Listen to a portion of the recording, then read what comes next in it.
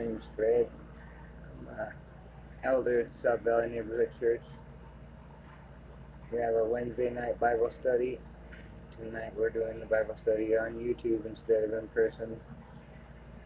The Valley, South Valley, Albuquerque, New Mexico, where we're at, been getting hit hard with the coronavirus still, so we're just trying to keep everybody safe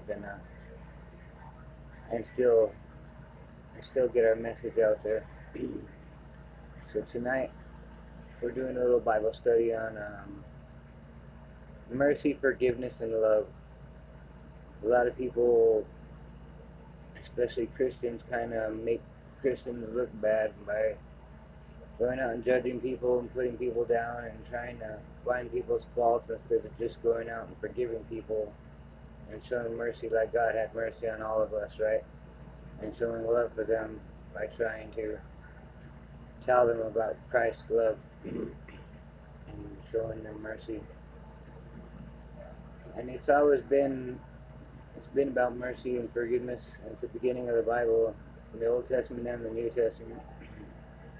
Adam and Eve had one rule, right? They didn't have the law, but they had one rule, and they broke that rule. And God said before that they were going to surely die as soon as they broke that rule, but He didn't. He forgave them. They got kicked out of the garden, right? But He had mercy on them, and He said they clothed them with coats of skins. So some animals still had to die for their sin, for their mistake, right? Blood was still shed, and it's always showing from the beginning, from Adam and Eve all the way till Christ. Blood had to be shed for the remission of sins, right? And from an animal, the blood was never enough, right? Christ's blood was the perfect blood for us. Christ's blood is a continual payment for all of our sins. We'll start off tonight. The Bible study in Psalms chapter 40, or the 40th Psalm.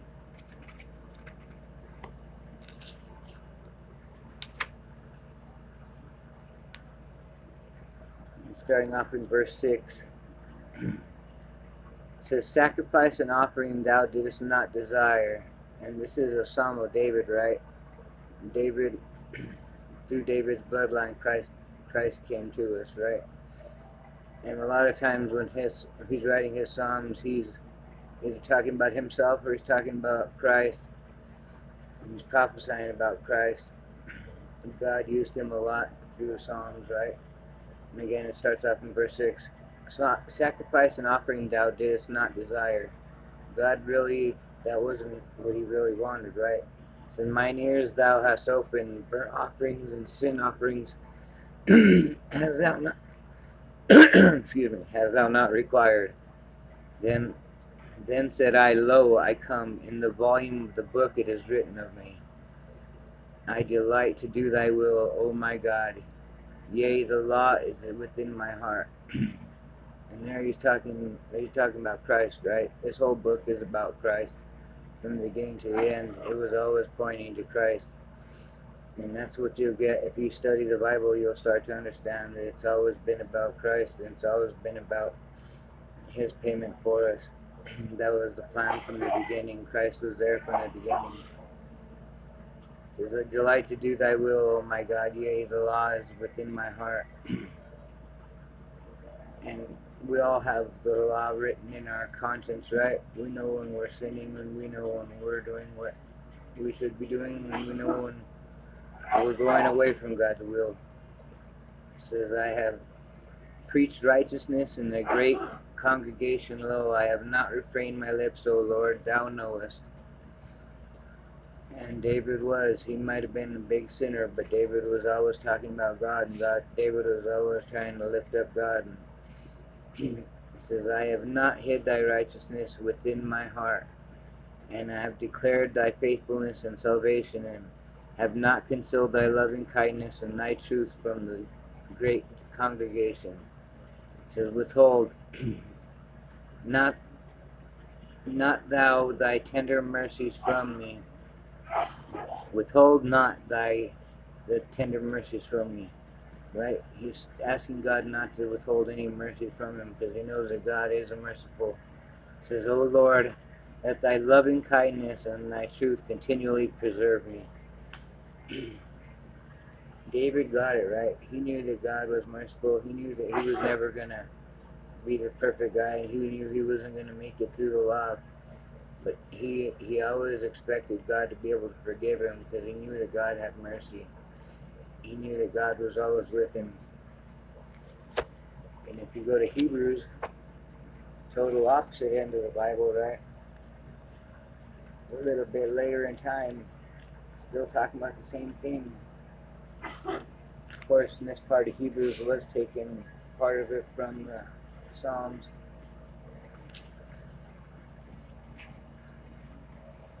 Sorry guys, I can't find the book. Hebrews chapter 10, we'll start at verse 1. It says, "For the law, having a shadow of good things to come, but not the very image of the things, can never with those sacrifices which they offered year by year continually make the comers thereunto perfect." Right, like I was saying before, these animal sacrifices, it's not really what God wanted, and it was never going to make them perfect. It was never going to be a complete sacrifice. It says, "For then they would have never ceased to be offered, because the worshippers once purged should have no more conscience of sin. But in those sacrifices there are remembrance again made for sins every year."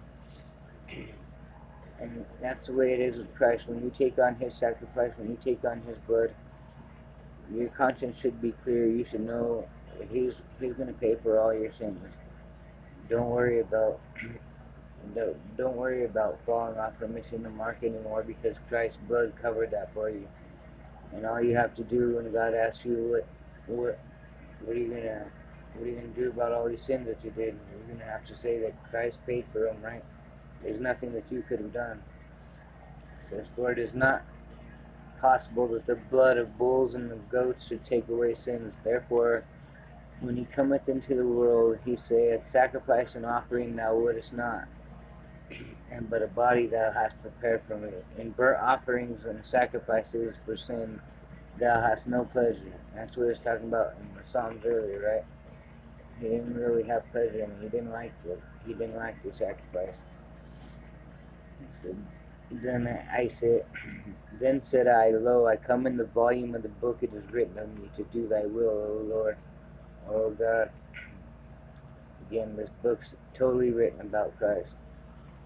And above, when he said, Sacrifice and offering and burnt offerings and offerings for sin thou wouldest not, neither had pleasure therein, which are offered by the law.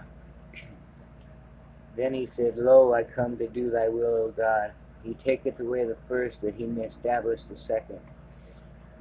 And Christ was the second. He was the second testament, by which we are all sanctified through the offering of the body of Jesus Christ once for all. It didn't have to happen year after year, and it didn't have to happen once for every single person. He did it once for all people, all at one time, not over and over. It says, "And every priest standeth daily ministering, offering oftentimes the same sacrifice, which can never take away sins." That priest is just doing the same thing over and over and over, and that sacrifice, those animals are just being wasted, and their sacrifice are never going to really cleanse you of your sin, right? It was to show you that Christ was going to be the one perfect lamb. Christ was going to be the perfect sacrifice. But this man, after he had offered one sacrifice for sin, forever sat down at the right hand of God. Right? He had to be the one to do it, because he led a life free of sin. The only person that could ever do that was Christ. If any one of us could have lived a life free of sin, Christ would have not had to come, but we all fell short. It says, "From henceforth expecting till his enemies be made his footstool." And those are only the ones that won't take his blood, right? We're all his enemies till we take that blood, till we accept his payment. It says, "For by one offering he hath perfected forever them that are sanctified. Wherefore the Holy Ghost is also a witness to us. For after that he had said before, This is the covenant